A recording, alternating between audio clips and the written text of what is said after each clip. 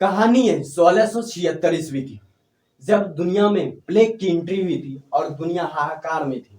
उसी समय जो है पूरी दुनिया में जो देश में लॉकडाउन लग चुका था और उस देश का एक बच्चा जो है सेब के वृक्ष के नीचे बैठकर जो है कुछ सोच रहा था। उसी समय सेब गिरा और जो उस बच्चे ने सोचा आखिर ये सेब नीचे ही क्यों गिरा, ऊपर क्यों नहीं गिरा। और इसी मंथन पर जो है उन्होंने गुरुत्वाकर्षण का नाम दे दिया और वह बच्चा जो है आगे चलकर न्यूटन के नाम से जो दुनिया का सबसे बुद्धिमान इंसान बना।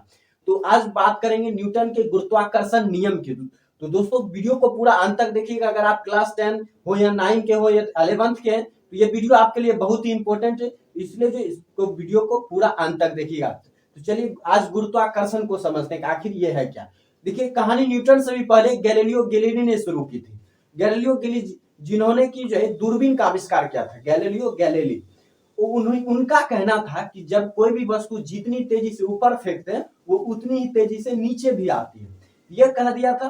तो ये पृथ्वी तक की बात सीमित है, क्योंकि इंसान तो पृथ्वी पर ही रहते हैं, तो फेंकेगा कोई भी वस्तु तो पृथ्वी पर ही रहकर फेंकेगा। लेकिन वहीं पर न्यूटन आए तो उनका कहना था कि यह घटना सिर्फ पृथ्वी पर ही नहीं होती बल्कि पूरे ब्रह्मांड में होती है। यानी दुनिया का हर एक वस्तु जो है अपने आप को जो दूसरे वस्तु को खींचने की कोशिश करता है अपनी ओर। हर वस्तु जो अपनी ओर दूसरी वस्तु को खींचने की कोशिश करता है और इसी को उन्होंने जो ये आकर्षण का जो गुण है, ये आकर्षण का जो बल है, जिस बल के साथ खींचा जाता है उसी को उन्होंने गुरुत्वाकर्षण नाम दिया। और इस बल को जो है जिस बल से कोई भी वस्तु दूसरे वस्तु को अपनी ओर खींचता है उसे गुरुत्वाकर्षण बल कहा गया। यह है गुरुत्वाकर्षण की कहानी और गुरुत्वाकर्षण बल की। अब नियम क्या दिया था उन्होंने, इस नियम को हम बेटर तरीके से समझते हैं कि कोई भी जो दो वस्तु है उनके बीच जो बल लगता है खींचने का, यानी कि हर वस्तु एक दूसरे को खींच रही है। मान लीजिए कि मैं अभी खड़ा हूं और ब्लैक बोर्ड है, तो ब्लैक बोर्ड भी जो मुझे खींचने की कोशिश कर रहा है और मैं भी जो इसे खींचने की कोशिश कर रहा हूं, लेकिन ये दिख नहीं रहा है, किसी को नहीं दिखता। गुरुत्वाकर्षण जो किसी को नहीं दिखता, आभास नहीं होता कि हाँ खींचा जा रहा है, लेकिन खींचा जा रहा है। तो इस तरह से आप समझ सकते हैं। तो अब इसके नियम को समझते हैं कि उन्होंने क्या कहा था कि दो वस्तुएं हैं, ये वस्तु है, इसका भी कुछ द्रव्यमान होगा, तो इसका द्रव्यमान हम m1 मान लेते हैं और इसका द्रव्यमान हम m2 मान लेते हैं। ये इसका द्रव्यमान हो गया। अब इनके बीच जो बल लग रहा है, ये इसको इस तरह इस इधर से खींच रहा है और फिर ये इस तरह से, ये एक दूसरे को जो खींचे आ रहे हैं, ये इस तरह से और ये इस तरह से, इस तरह से ये एक दूसरे को खींच रहे हैं। तो इसके बीच बल मान लेते हैं कि ये दोनों मिलकर F बल लगा रहे हैं। अब जो है यहाँ पर और इन दोनों वस्तु के बीच की दूरी r, यानी ये दोनों वस्तु r दूरी पर खड़े हैं।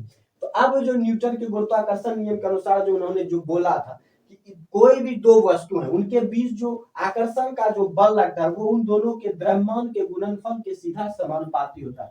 यानी F जो है समानुपाती हो जाएगा m1 इंटू m2। ये हो गया फर्स्ट रूल। ये जो समानुपाती का चिन्ह है, प्रोपोर्शनल इसको बोलते हैं।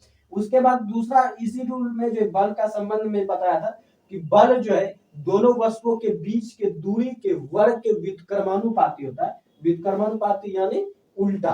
तो ये तो या तो हम इसको ही 1 ऐसे लिख सकते हैं, तो इसको यहाँ पर लिखने से बेटर है कि हम इसी को उल्टा कर देंगे। यहाँ पर जो हम दूरी को ही उल्टा कर देंगे, तो ये दूरी का वर्ग यानी आर स्क्वायर। आर दूरी है तो दूरी का वर्ग आर स्क्वायर। व्युत्क्रमानुपाती है यानी उल्टा है तो 1/r स्क्वायर हो जाएगा। ये हो जाएगा 1/r square.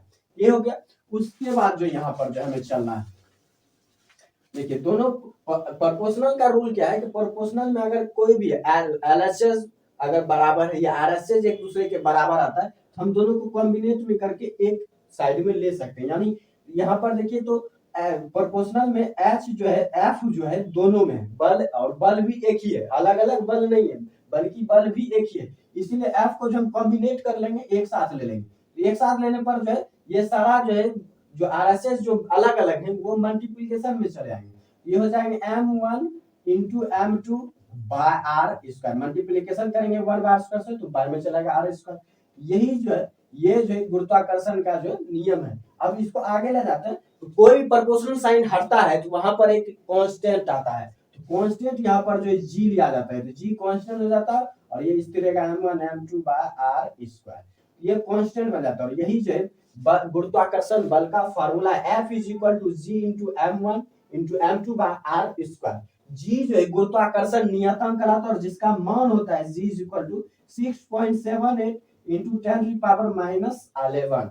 Newton metre square पर केजी स्क्वायर। इस तरह से आप इसको याद रख सकते हैं न्यूटन के गुरुत्वाकर्षण नियम को, और ये न्यूटन का गुरुत्वाकर्षण का बल का फार्मूला है। तो आप आसानी से जो है इसको परिभाषित कर सकते हैं कि न्यूटन का गुरुत्वाकर्षण नियम क्या है, गुरुत्वाकर्षण बल क्या होता है। तो गुरुत्वाकर्षण बल जो आकर्षण का बल होता है, ये जो आकर्षण का बल होता है, हर वस्तु जो एक दूसरे को अपनी ओर खींचने की कोशिश करता है। और अब हम जो कह सकते हैं कि जो हर वस्तु एक दूसरे को खींचने की कोशिश करता है, फिर भी जो है एक दूसरे वस्तु नजदीक क्यों नहीं आ जाती, नजदीक इसलिए नहीं आती कि दोनों बराबर बल लगाते हैं। ये भी उतना ही बल लगा रहा है जितना ये इस पर लगा रहा है, जिसके कारण जो अगर आप किसी भी चीज पर जितना आप बल लगा रहे हो, वो वस्तु भी आप पर उतना ही बल लगा रहा है, तो विराम में कोई परिवर्तन नहीं होता, वो वस्तु विराम की विराम में ही रह जाएगी। इसीलिए जो कोई भी वस्तु जो अपने आप खींची चली नहीं आती है। तो इसलिए जो यहाँ पर आप समझ गए न्यूटन का गुरुत्वाकर्षण नियम क्या है।